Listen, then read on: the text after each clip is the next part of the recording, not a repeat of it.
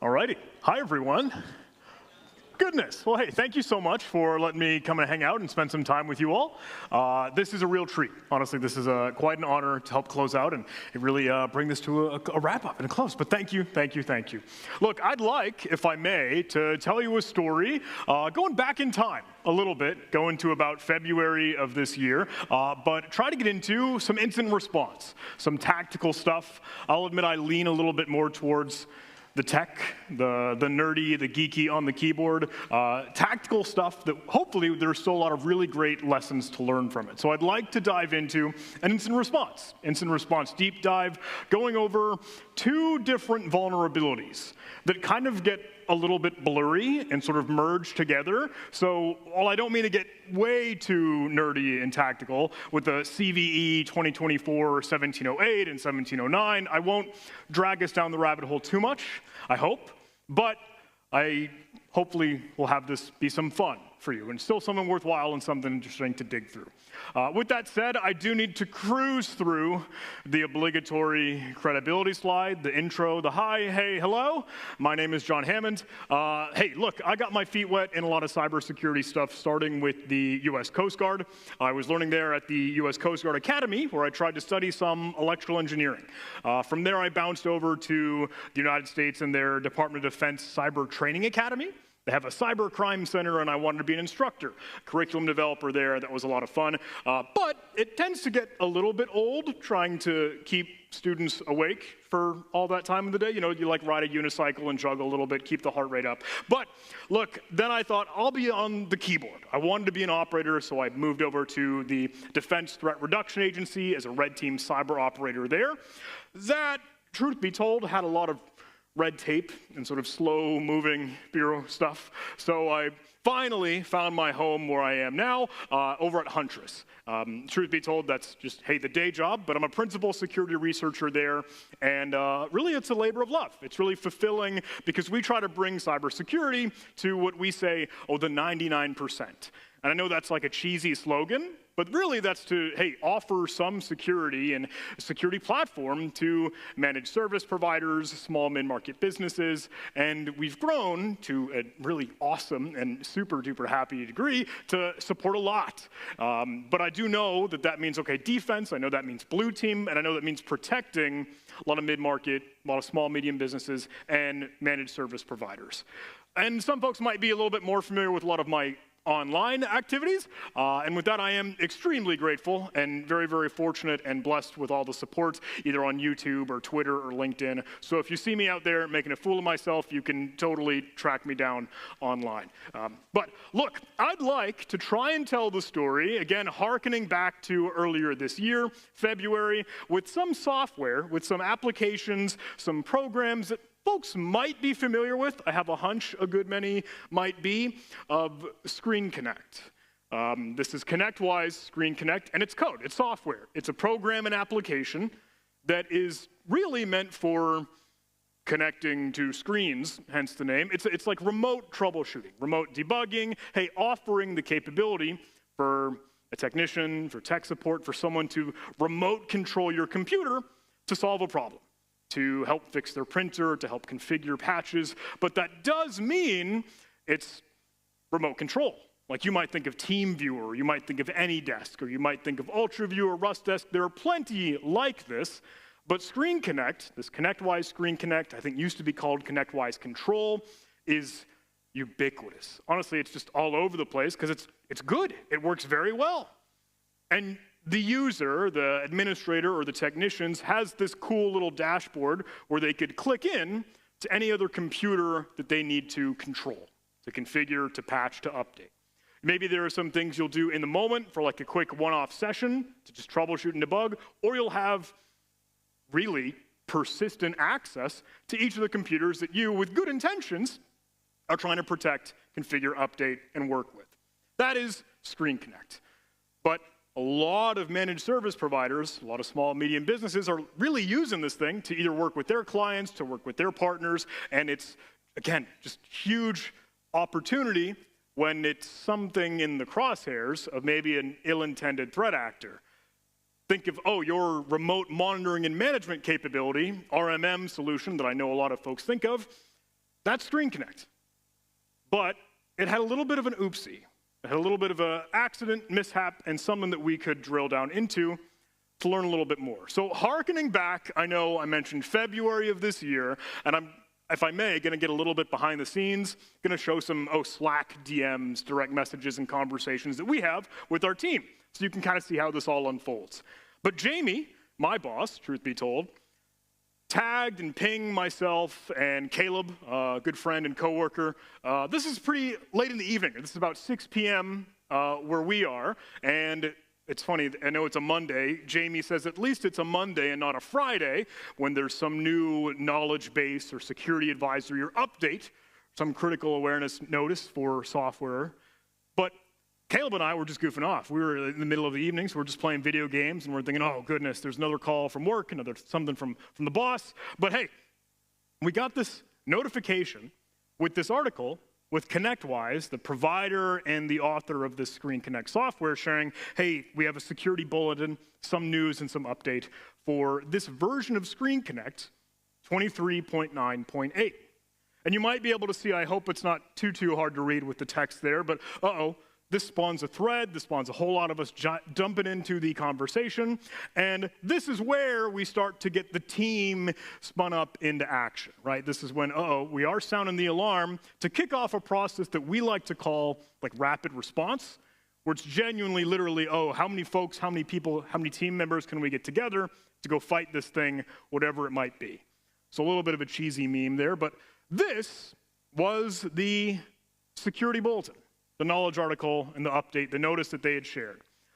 February 19th, 2024, product is Screen Connect with severity being critical, priority being a high critical, high importance, something we really need to dive into right now.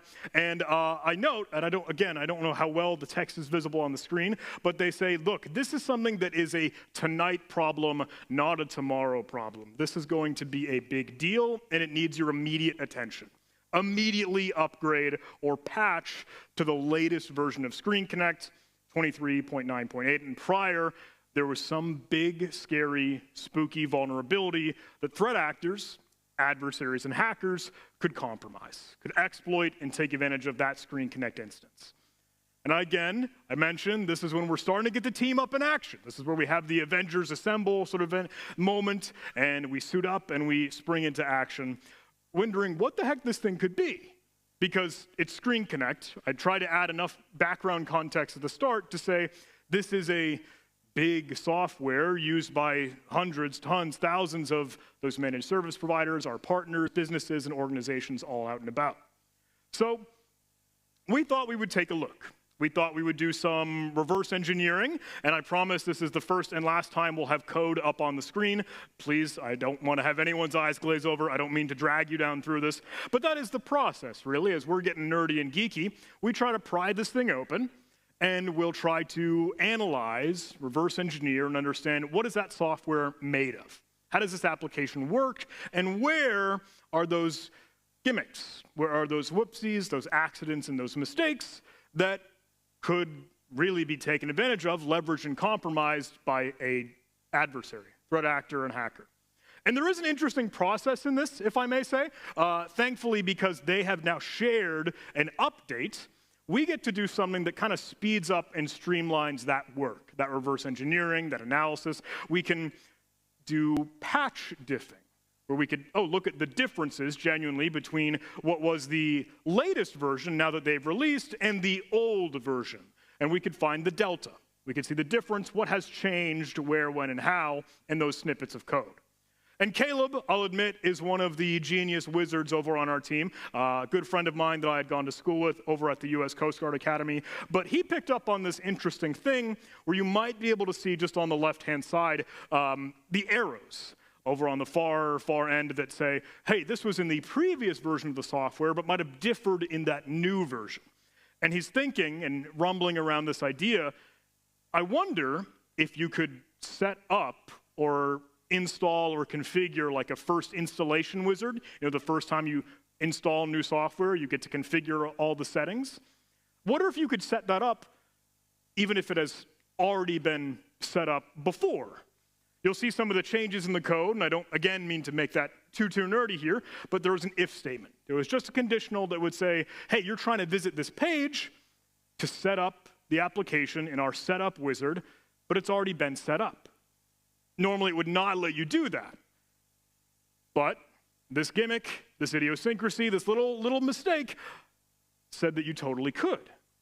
And without getting too nerdy, again, forgive me, but hey, this is server-side code. This is a web-based application because you might have, just as you saw in that picture earlier, there's a nice, beautiful front end that's displayed to you. That's built in like a .NET application with ASPX and all the server-side code on a lot of Windows machines. If you were to dig through the documentation, if you were to try to get laser focused and, the pieces of code that really put this all together, there's that one little trick. Whenever you try to access a URL or you navigate to a page in your address bar, it builds out these different objects and all these variables and properties where it stitches together and concatenates that location, that address, that URL. And it takes these two different sort of properties or parameters, file path and path info, and these all make up the path, the URL in that address bar. But tiny trick here, if you were to add some forward slashes and some trailing locations or add on to a location, well, that would mean that it's going to be added into path info, but not specifically add up to the file path, while this all makes for a larger path property. I know that makes no sense when spoken aloud, but note that there's a gimmick there.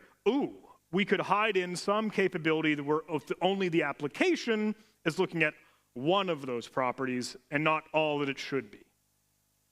So, with that technical jargon out of the way, I'd love to teach you all, I'd love to tell each and every one of you how you could hack this Screen Connect 23.9.8 version and compromise this remote monitoring and management tool that has downstream access to all of your other clients' computers and servers and workstations that you might have used for good purposes. I'll tell you how to do it. Step one, you can go to the Setup Wizard page over in your address bar, type in setupwizard.aspx, and then if you were to add a forward slash, step number two, there is no step two, that's it. That's the hack. And I didn't think that there's a whole lot to this, but just because of that small little gimmick, you suddenly get to that setup page, that installation, that new configuration, as if it were a fresh, totally new Screen Connect instance. The old administrator account is gone. You've flushed them out, and now you get to step through the door with your administrator account. Nothing else has changed. That instance and that server still has all of the capability to connect and call back to the servers and computers that it's worked with prior. And you'll get to see all the details, all the settings, all the configurations that were there. You've just given yourself a new backdoor admin account, and you could have your heyday, wreak havoc, do whatever damage you might like. That is all that it took. And now, if I may, I didn't mean to split hairs, but I know we were talking about these two vulnerabilities. 1708 versus 1709, blah, blah, blah. This, what you see right here, that single forward slash, as dumb and as stupid as that is, was just the first one. That's the authentication bypass, right? Where you no longer need to log in. You don't have any credentials. You just added a forward slash to the end of a URL. You can point and shoot across any server that's out on the internet hosting the Screen Connect software. But that's only number one. Number two is remote code execution. And that's where we get to the spooky, scary stuff, right? And you probably already knew with Screen Connect, getting access to that remote monitoring and management tool meant you could push downstream code to all the connected computers. But you could still compromise this server itself, because now that you're an admin, you get to add those plugins or extensions, and you can write some scrappy code that will exploit and take advantage of that computer on its own, that server and workstation. So with this, you've got the keys to the kingdom. And you've got a one-to-many domino effect, poison the roots of the tree, supply chain, whatever you want to say. to take advantage of all of the connected computers. Spooky, scary, nightmare scenario for a lot of managed service providers and businesses, right? Now, we got to get to brass tacks, though. We're thinking, okay, we have recreated this vulnerability. We understand the impact kind of along the very same day, same current timeline as this advisory coming out, and now we're going to start to put together the response or the communications the best that we can. We're going to figure out a statement to talk about this.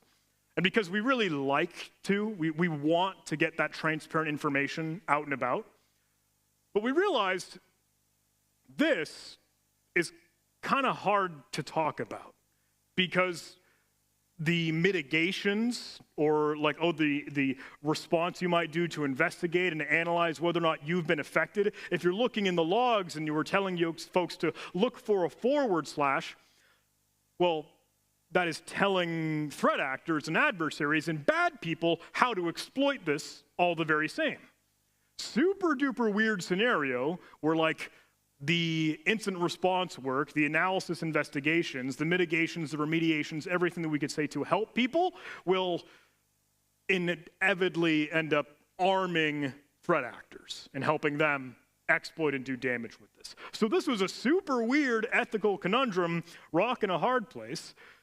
But at the very least, we need to say, okay, we have got this understood. We know the problem here. So if I may, I tried to get a little video put together, and I'm not sure if we need anything special in the back to help play that. I'm not quite positive. But that way, then you hopefully could see. Let's see if I can press play to let it go. Over on the left, I have my attacker machine. There's that Kali Linux special hacker dragon. And over on the right, you can see the Screen Connect instance. Now we could turn this into a script, some standalone code that will fire it off, staging at that endpoint, that whatever server out on the internet, to do the / authentication bypass, and then update and stage, our own admin user, perform remote code execution, just to drop a note on the desktop to say, hey, this is really bad. But that could just as easily be ransomware. Right? That could just as easily be crypto mining crap, the threat that we deserve here in 2024. That could be defacing a website. That could be anything else, denial of service. That could be, you name it, whatever adversary wants to do here. But that was, again, just one instance of that Screen Connect server. Don't forget, that could be pushed down to all the connected computers just as well. Anyway, sorry, I don't mean for all the doom and gloom. I do mean to say, though, this was a big deal and really, really trivial, right? I hear a couple giggles out there like, yeah, whoops, this is embarrassingly easy. There's no memory corruption. There's no leak buffer overflow. There's no kernel 0 day. It's a stinking / So hey, again, we're caught in that rock and a hard place, ethical conundrum where how could we start to share and get good threat intelligence and information out and about for the whole world? We started to try to put together some detection guidance where we kind of got scrappy in some of the other temporary artifacts that might be left over when there's a new change to the administrators and that actual users controlling the Screen Connect instance. But I got to admit, I feel like this is us scraping the bottom of the barrel. This is just trying to say, hey, there are some of these tidbits, these small breadcrumbs that you could look at, but they're not going to be as telling as the logs themselves, if you can see those web server IIS logs, HTTP connections, or any of the other files that would have been updated here. So as we drill down into some of the detection guidance, we're trying to tell you, hey, look in the event viewer, try to look through some of these edge cases where there'll be a temporary artifact left over. You get to see some of the strange GUID, the unique identifier with some XML artifacts, blah, blah, blah, blah, blah. And again, I don't mean to get too nerdy here. I don't want to, have anyone's eyes glaze over, but this was not what it could have been. This was still us trying to politely dance with and delicately handle the scenario where threat actors have not yet caught on to this and exploited it en masse. We know the secret sauce, and we want to help arm other people, but we can't let the cat out of the bag. Strange balancing act. While we're there, though, in that hot spot, again, thinking, okay, can we get scrappy? Can we get creative? Can we have some more innovation on how we can protect people, our partners, the rest of the companies and businesses? And if I may, I thought, I mentioned just a bit ago, this is server-side code. This is something that ASPX or the .NET server and all that doodads will really come to life with, like a PHP file, if some other Linux folks in the room are more familiar with that. That really all depends on like the file extension for the web server serving you that code and offering the capability to load and detonate and run, okay, here's a new admin console for you to log in with. So a scrappy thought, some innovative thinking, maybe we could totally change that by just saying, okay, it's no longer an ASPX or web server file, but it's a nope file. It's a nuh-uh, it's a not today, threat actors and hackers. What if we were to just slightly change that so that it wouldn't actually execute and open the door for vulnerability 1, our authentication bypass, and then vulnerability 2, remote code execution where the real damage can happen? This is interesting because it would, in fact, stop the problem, stop the bleeding, and in a certain sense, maybe a sort of micro patch or vaccine, kind of taking a snippet of what ConnectWise had prepared, but being able to push that out preemptively for partners, for businesses, for organizations. And we did it. This is strange, again, conversation. Do we take that action on behalf of other businesses? Should we go ahead and do this for them? Really weird to make that decision, but considering the cost, the impact, what could come from this, we did it. We thought, okay, let's preemptively add this little countermeasure, or a vaccine, that some might say, to prevent that scenario. And now, following along our timeline, if we actually kind of walk this back, we know February 19th was when this all kicked off. The ConnectWise advisory came to light. We were playing video games, goofing off in the dead of night, but then we got to spring into action, and we recreate that proof of concept. We can see and understand this little slash, and that's why we called it, we got this little nickname, cutesy, like slash and grab. I know everyone tries to put together a log4shell or a Felina or whatever those names might be for some vulnerabilities that make big news.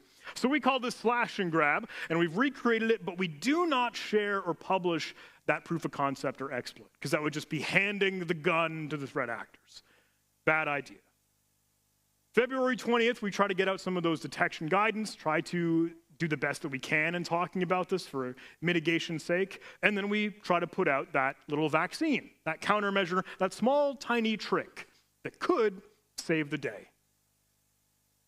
Then we start to see the community catch wind of this. We get to see some other folks like Nextron Systems, maybe some folks are familiar with Florian Roth or NASBench or other community contributors that like to share detection rules in Sigma or Yara, et cetera. So that was really cool. Now we can see the world wake up to this, catch on, and we are able to help in that fight here.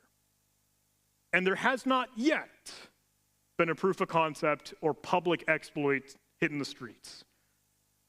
But as we all know, all good things must come to an end, and suddenly, soon enough, there is a simple, quick, and easy, just little script tool capability out on GitHub, published for any old attacker, any old adversary. Maybe you, just as I mentioned, quick and easy, just add a slash to that thing, and you could compromise, exploit, and now gain control and own that Screen Connect server. I don't mean to be pointing fingers, I don't mean to be throwing shade, but we do get to see Watchtower out and about, given some new sweet capability to do that, and they say this is really trivial, right? It is embarrassingly easy, and there's no leet hacks here, it's just slash and grab. And with that, the floodgates open. Because I gotta say, we've been trying to arm and amp up and get ready for everything that we can share and distribute and get that threat intelligence out, but we really didn't want to be the ones to jump on that grenade here. With that, we put out our write-up, our blog post, all of the info that we could get out and about for how this happens, that strange .NET idiosyncrasy of the file path, the path info, those weird properties and parameters, and how you could potentially leverage now your admin access to get a update like an extension or plugin where you could get code execution, and how this all unravels. These are laying out all the puzzle pieces on the table. Now, note, this has come across a couple different days now, right? We went from February 19th to the 20th to the 21st, and now that we can really, the cat's let out of the bag, so we can spill the beans and spill the tea on how this all happens. Now, I got to admit, a good many of us are a little tired, not gonna lie, chasing this thing, trying to chase ambulances. You might know the feeling.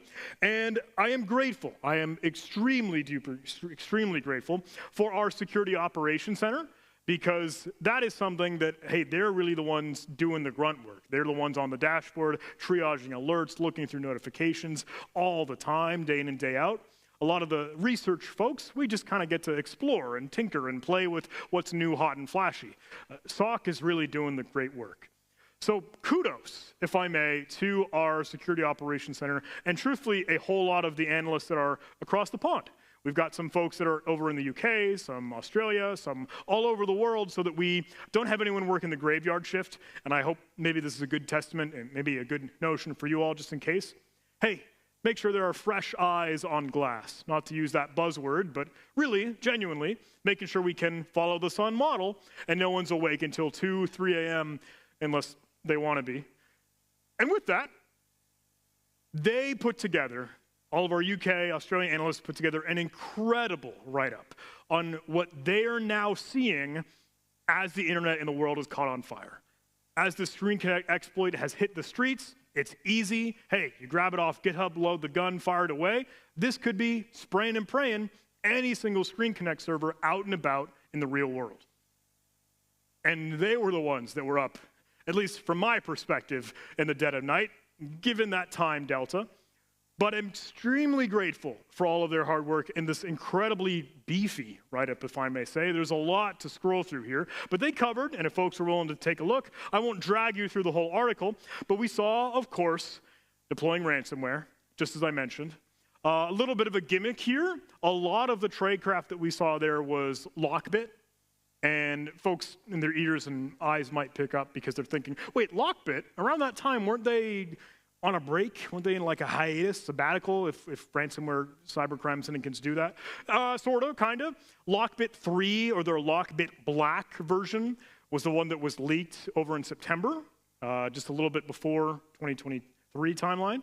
And that, again, was another quick, easy, commoditized tooling for anyone to become a ransomware cybercrime syndicate, because that was just now their builder out and about, so it may or may not have been real, genuine threat actor Lockbit, but you still have the capability, unfortunately, out and about.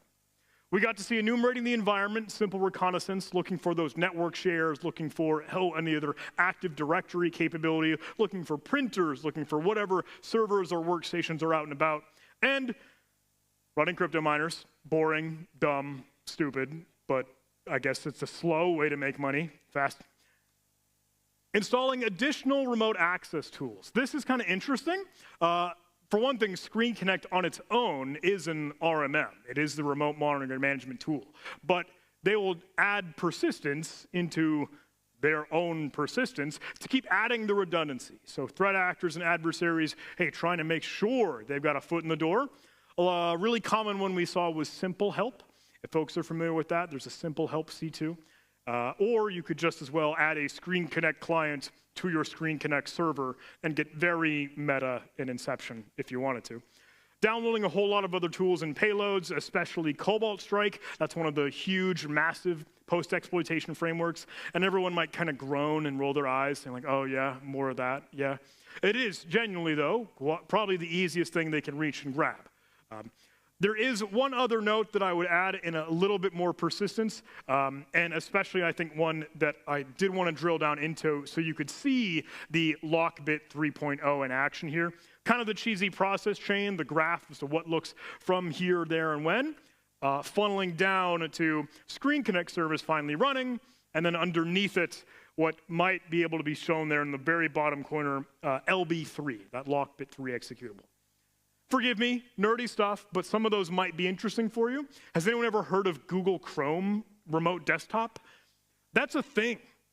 I don't know if anyone knew. I feel like it's one that you don't hear of that often, but Google Chrome genuinely has a native capability to offer remote desktop capability. And they would use that alongside. We could go down the list if anyone was interested, but I don't really want to beat you over the head with it. If I may, some folks might have tuned in to Matt Kiley and his presentation just the other day. He had a talk over in the technical track, and we showcased this very same slide, if just because it is so gosh darn pithy and perfect and sharp.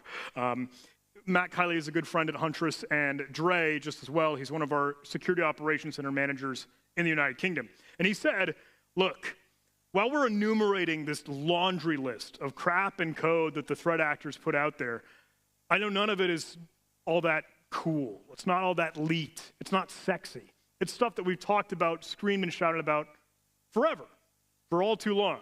Most of the tradecraft that we documented here in this blog post, in this write-up, is not novel. It's not outstanding. It's not original. Really, these cybercrime actors aren't that sophisticated. I know that's a buzzword we tend to hear a lot in the news or media. Company XYZ was victim of a sophisticated cyber attack. But if we dig out into it, if we really take a closer look, it's the same stuff we've always seen. That's why we're always screaming and shouting about the stupid, basic boilerplate. Oh, don't plug in USB drives. Oh, multi-factor authentication everywhere. Hey, strong, long, complex passwords, blah, blah, blah. I think it goes to show, though, when we get to share a lot of the information, when we get to, get some of the threat intelligence out and about, we can be better armed and stronger and have stronger defenses to help beat those threats and beat out in the fight. With that, there was some cool, scrappy improvement to even our own work, even our own internal dog food, right, what we tend to use to try to combat threat actors and bring the fight, and just even knowing what is out there, knowing what is the attack surface for a business, for an organization or a company. Because oftentimes, maybe some of you in the room, like, oh, we use Screen Connect, like naturally, natively, so if there were to be a threat, we would want to know what's real, what's not, what's illegitimate, and what's regular legitimate. Something that we tried to do was, get a better inventory of what is in our network by default. Are we going to be looking for and hunting down any of the rogue Screen Connect instances? Just things, if I may, I don't want to get too deep in the weeds here, but I hope that kind of gets you thinking and some gears turning of like, okay, in the moment, when something hits the fan, can we get scrappy? Can we start to augment our own tooling, our own insight, and to add to our telemetry? Because we need to, right then and there.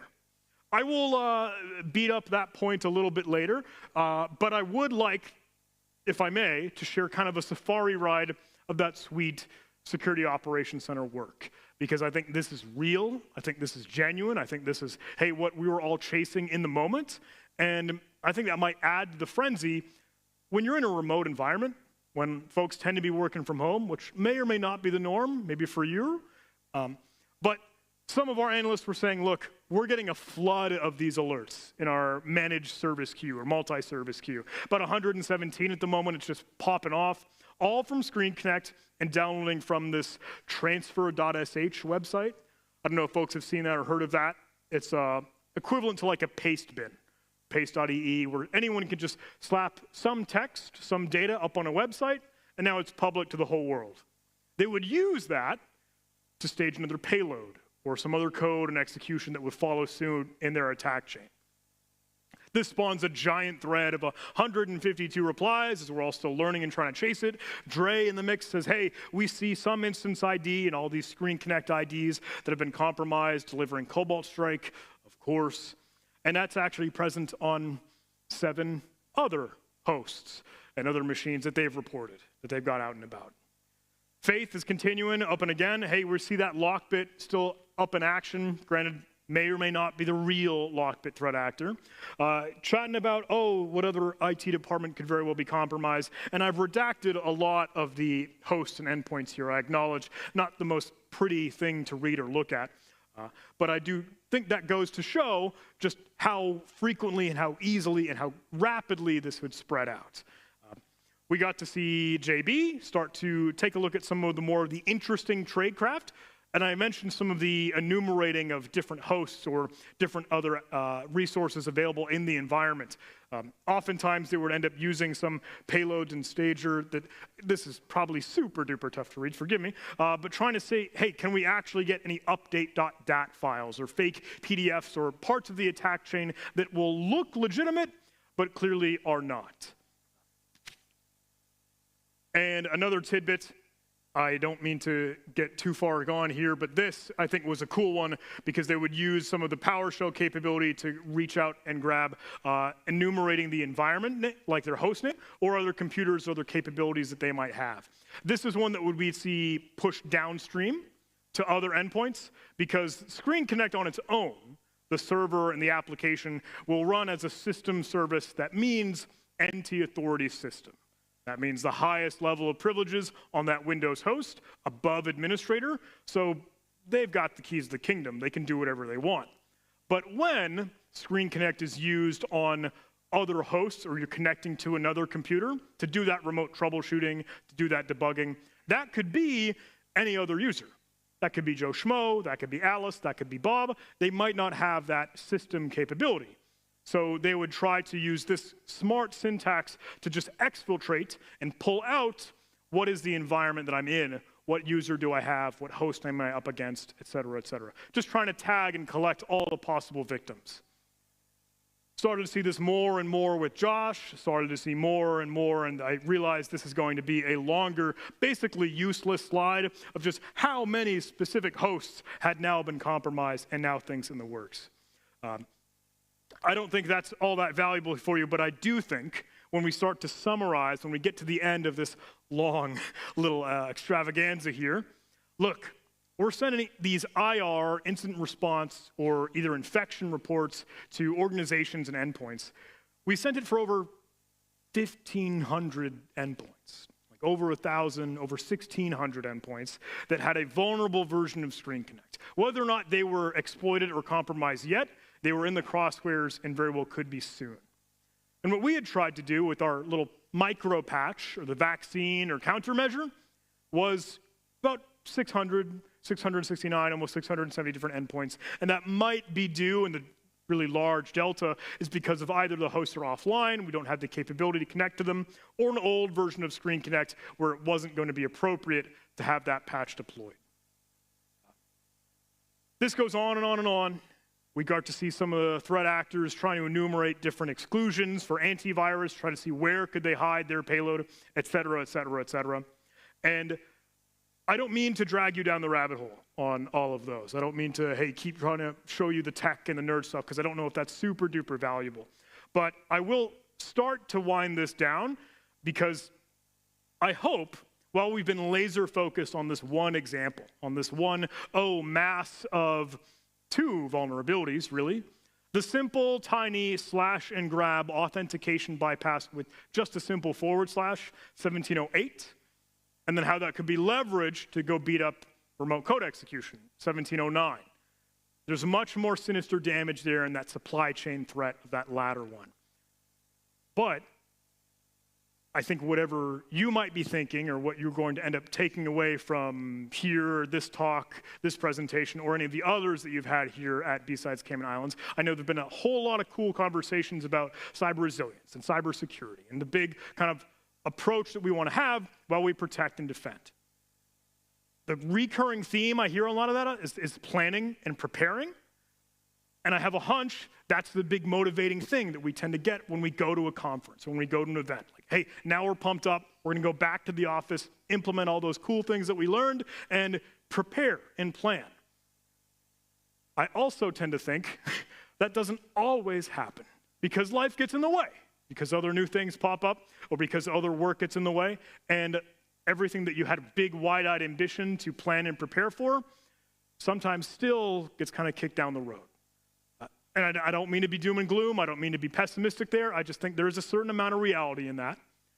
So I hope when we get to some scenario, maybe like this, or maybe something that where something hits the fan and we're currently backed into a corner with some weird ethical conundrum, with some horrible technical issue, well, we can get creative. We can get scrappy. We're willing to acknowledge and know, okay, maybe we didn't have everything planned out, picture perfect, plan, rehearse, and everything, but we're thinking on our feet in the moment, because that will pay in dividends really, really hard. And with that, if I may, I think I would really like to kind of say this was a humble brag when we were living through that situation of the Screen Connect slash and grab chronicles here. We felt like, given a strange scenario where we can't talk about this because it's its own double-edged sword of the vulnerability is the exploit mitigations, remediations, it was just a can of worms. We still hope that we had some grace in not sharing the exploit and arming threat actors and just giving the gun to adversaries. So we hope that was the right personal perspective and opinion to have. And alongside that, okay, we thought we could add to our own toolkit, add to our arsenal capability, and I hope you might do the very same. If you're thinking, look, this is some PowerShell code I can put in place. These are some technical controls I can add to just in the moment while something's going wrong. And the communication, the transparency, the partnership is absolutely paramount. Because when you can have the conversations as to, hey, this is happening, this is ongoing, these are the things that you need to know, these are things that will be coming soon as we have more details to follow, that is all absolutely vital and important. And I don't know if while we're zoomed in on this scenario, if we zoom out for others, I hope those are things that you can kind of carry along with you. Thank you so much, though. I appreciate it, and I hope that was a fun story, for one thing.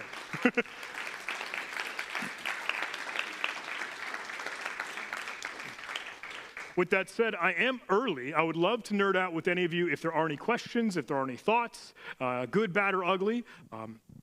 All here for you. Hey, thank you for presenting today. This is a really good highlight of pre-authentication application chains. So I was wondering, kind of from a personal perspective or a professional perspective, did it really change how you feel about the software and the developer? Because kind of from an application security perspective, you know, that should have been caught in dynamic testing, that should have been caught in pre-release testing. Would you still recommend that software to your clients? Or have you kind of suggested to your clients maybe to find alternative sources based on what you've been seeing in the environment? Ooh, super good question, and I'll try to repeat it and hopefully regurgitate correctly. Hey, seeing this scenario, John, do you still think that, I don't know, are there lessons to be taken away even from like a developer perspective of software like this, given the mistakes, or would I still recommend that to clients, et cetera? Is that right? Did I capture that correctly? Cool. Thank you so much. I recently tied this to kind of a previous investigation that we got to chase.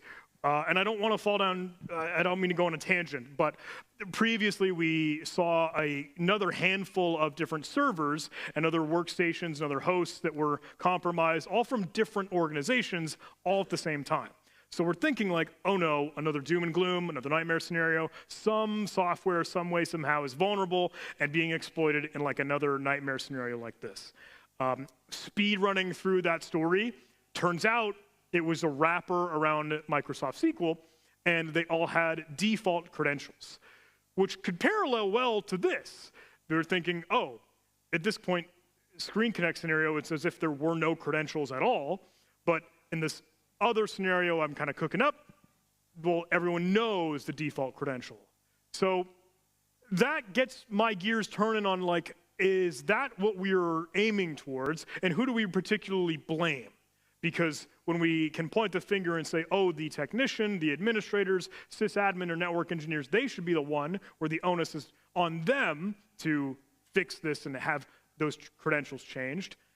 At the same time, I like to hope, hey, our vendor or the provider could make this a little bit stronger and better with just secure defaults. And that is really where I would put my hat and lean into. Can we get those secure defaults? Without a doubt. Like there could be some other technical implementation of some secure, randomly generated thing specific to a one-time case for setup and for login. Undoubtedly, that is what we should be striving towards. And I think that's what we hear in either government or agency folks that talk about secure by default, secure defaults, all these things that can get over the gimmicks and gaps that could make for a bad day later down the road. So at the end of that, without a doubt. Do I still recommend it, and would I suggest, using software like this for an end user, for a customer, for a business, et cetera? I am understanding that it's going to happen anyway, if just because of convenience, if just because of its utility, the use case for it. I would just advise and recommend, hey, make sure you can kind of keep your ear to the ground on what those vulnerabilities could be, what that track record has been, security updates, security advisory, just kind of see what's out there about that solution if you go towards it. Yeah. Oh, hi, John. Hey. First off, kudos on all your efforts for getting cybersecurity on social media. Huge LinkedIn bump for me connecting with you. So joking aside, wanted to thank you for your work and Huntress' work on the CrowdStrike update. Yeah. Saw you online, and my question there is, what I started to hear was as the updates came in, and everyone said, hey, you should reboot maybe 15 times, maybe try 23, and the trend turned to what's your IR doing? Because this is a real fire drill, and so kind of don't hate the player, hate the game. Could you comment on the CrowdStrike update and the relative unevenness on how long it took some people to get back? Ooh, okay. I'll try my best. Crash course on CrowdStrike scenario, right? Look, hey, tons of computers started to blue screen of death, stuck in a boot loop because of the kernel driver update that had some logic bug and ultimately meant that, okay, it would not be able to continue its startup process. I don't think I have to tell you the rest of it. That made for a good internet firestorm and worldwide shit show. With that, I would probably go to say that could have happened to any cybersecurity provider, if just because of, hey, the privilege and access that they tend to need for the telemetry and visibility on getting the insight that threat actors could be doing.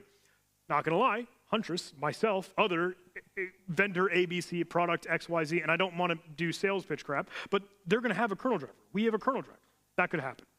I think, sorry, your actual question on incident response and teams digging into it, that is really hard to measure if just because of the amount of personnel that are able and willing to spring into action given the time, given the day, given the vacation, given the holiday sense, and especially do they have the capability and competency to go fix this thing. Sometimes it's easy to say, oh, you boot into safe mode and you run this command, and that works sometimes. But in other times, you gotta say, hey, I need you to recover the BitLocker key, which we don't know, we don't have, no one particularly does, good luck. And that, I think, was pretty common. With that, I would think, do you have a question with your people? Like, hey, are you willing at whatever time of day, whatever time of night, could you spring into action to save this scenario that we never predicted and no one could expect? Very hard conversation to have, and sometimes you might say, like, no, that onus has to fall on me, if it's a personal thing. I don't know if that answers your question, I'm sorry. Cool. First of all, great presentation, John. Just a quick high-level question, actually. So we've touched on AI throughout the conference a few times. And I know in tech, it's still viewed kind of as gimmicky at times and so forth, depending on context. From your perspective, though, on the research side, are you seeing any emerging trends or any particular use cases that utilize AI from an adversary perspective that you're noticing? Super good question. If I may say, I have not personally drank the AI Kool-Aid yet, and that's totally just a John opinion. Use cases harder to find. Well, trends, I think, we had seen OpenAI, I think, specifically put out their report where you could see some actors using the LLM and their model to look up specific, tradecraft that they might be able to weaponize. I think the easiest one that we can just think of is, mass creating phishing emails or social engineering campaigns and permutating that, not just one time, but 10,000 times. Because ultimately, the AI is not going to give you anything new because it's not going to find the 0 day unless you can give it Ghidra or IDA disassembly and just say, hey, please find something for me, which still takes the manual and human intervention to go get that data to begin with. to feed the LLM. For the offensive capability, though, I think that is as far as we've gotten that I know of.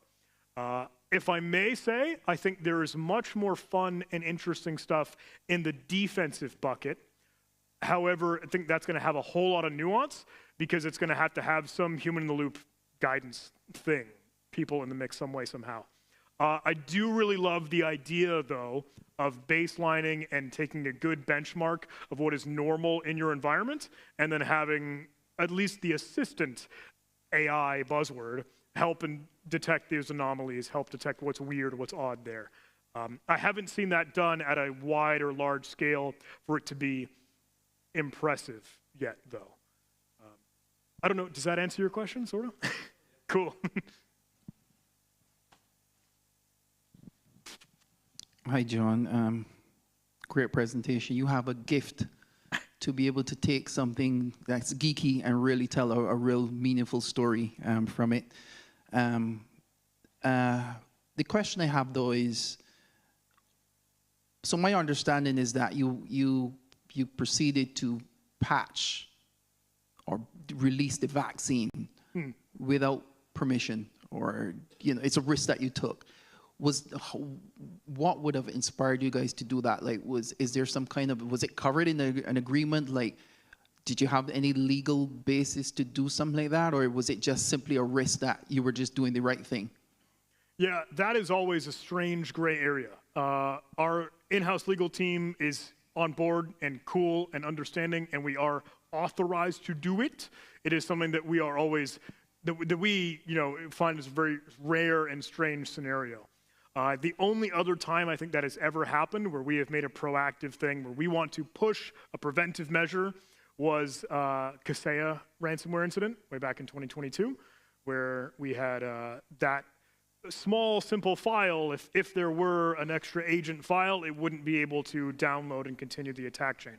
And it's very strange and odd to say, did that help? Did that make a difference? Have we actively and actually prevented it? I'll unfortunately say I don't know, because we can't measure and vary that. I would like to think, though, that if that had saved the day for one person, for one company, for one business, one organization, then that's enough. Then that was good. We did it, and that felt like a really good thing. I don't know if I'd be able to give you too much more on, the ins and outs, red line, gray line, legalities of it, though. I'm grateful that we are in the position where we can help with that, though. Any other questions? Complaints? General queries? Okay. It's hot up here. I can complain about that, right? The lights? I'm not taking your questions or complaints, John. Sorry.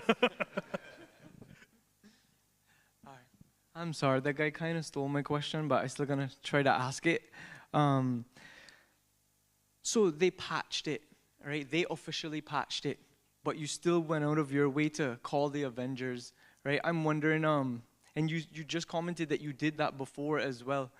I'm wondering, what is your inspiration to go out and do that? Or are they a separate company from you, or did they pay you for it, or did you just enjoy doing all of this? Without a doubt. Loaded. No. You were right, absolutely. From the very start of the story and the timeline, it began with that ConnectWise advisory knowledge base update and telling everyone, please go patch. Here's our patch release to go fix this problem. And then we sprung into action, Avenger style, to go figure out what that was. And then we realized how severe, how bad it is, and that's why we would think, okay, let's get our little vaccine or our countermeasure or micro patch out and about. The reason that we would want to help with that is because there is inevitably lag time between the advisory coming out from the vendor and then the actual users and businesses and companies doing the effort, doing the action to patch. For some, hey, maybe your head's stuck in the sand and you have no idea that there was this horrible, the sky is falling, doom and gloom vulnerability. Some may be thinking, this isn't something that we can do because it's a whatever day of the week, because my team is out on holiday, because we have someone on vacation. There is, unfortunately, a lot of different variables as to whether or not someone does in fact roll out the patch. That's why we wanted to make that slight tweak, that tiny file change, because that could be what closes the door for that potential remote code execution downstream effect. That was really the motive behind it, because knowing while however many people, again, the 1,600 or potentially more, even just that we had the purview over across the world, there could have been many, many more. So trying to help and do our part to get that out and about. Well, hey, thanks. Hopefully. Any other questions? All right, perfect. Hey, thank you so much, everyone. This was a real treat. I hope it was fun to get tactical for a little bit, and I'll see you soon.